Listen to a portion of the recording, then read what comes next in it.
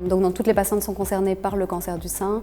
Donc ça représente en Belgique une femme sur 8 et donc c'est près de 11 000 nouveaux cas diagnostiqués par an dans notre pays. Toutes les femmes sont censées faire un dépistage classique, le mammotest, entre 50 et 69 ans. Ce sont les règles qui ont été établies pour toutes les femmes puisque même si les risques peuvent être différents d'une femme à l'autre, on est toutes soumises quelque part à ce risque. Mais il y a également des hommes qui sont touchés. Alors c'est sûr que c'est dans une population beaucoup plus petite. On estime qu'il y a plus ou moins une centaine d'hommes par an qui ont un diagnostic de cancer du sein. On ne va pas faire un dépistage chez l'ensemble des hommes parce que le risque est moindre. Si par contre dans les familles à risque où on sait qu'il y a un gène qui est présent, alors là oui, il y aura un suivi. Maintenant, c'est vrai que dans une glande mammaire masculine, on repère plus facilement aussi à l'examen clinique les examens, donc souvent ça suffit. L'alcool est un facteur cancérigène important, surtout à forte dose pour certains types de cancers.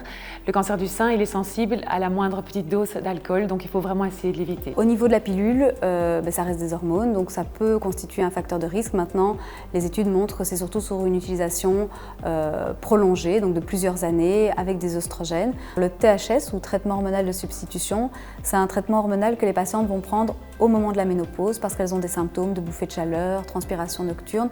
De nouveau, c'est vrai que ça reste des hormones, donc ça peut constituer un facteur de risque, mais à nouveau, comme pour la pilule, lié à une utilisation sur du long terme. C'est généralement après un délai de 5 ans qu'on commence à avoir une différence entre le groupe des patientes qui prennent un traitement hormonal de substitution versus celles qui n'en prennent pas. Les perturbateurs endocriniens sont des produits chimiques de synthèse qui ont un impact sur notre corps et sur notre système hormonal.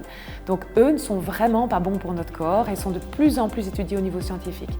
Ils font partie de notre quotidien, donc ça il faut vraiment essayer de les identifier et de fait aussi il y a des périodes de notre vie où on y est plus sensible. Alors le sucre, mais surtout l'excès de sucre peut constituer un facteur de risque. Il y a un lien très clair entre le surpoids et le risque de cancer du sein. Donc si vous avez une alimentation trop riche en sucre et surtout en mauvais sucre, vous risquez du coup d'impacter votre poids, votre obésité et donc d'augmenter votre risque. Le lien cause et effet du stress par rapport au cancer n'est pas prouvé. Néanmoins, il y a des choses qui impactent, c'est que ça peut jouer d'avoir trop de stress sur notre capacité du système immunitaire à être moins tolérant, moins efficace.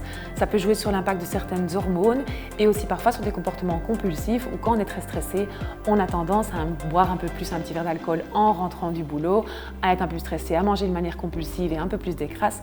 Donc de fil en aiguille, le cancer va être impactant, mais scientifiquement parlant, on ne peut pas dire que le stress est une cause du cancer du sein.